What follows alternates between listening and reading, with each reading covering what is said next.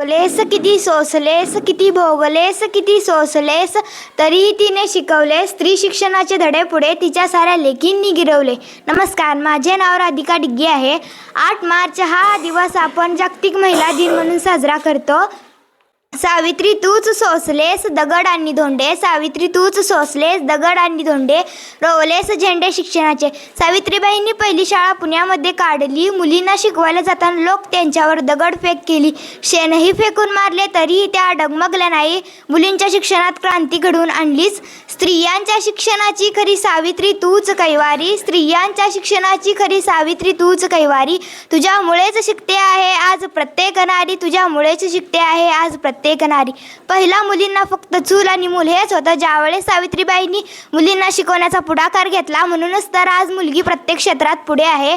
मला माझे मनोगत व्यक्त करण्याची संधी दिला त्याबद्दल धन्यवाद.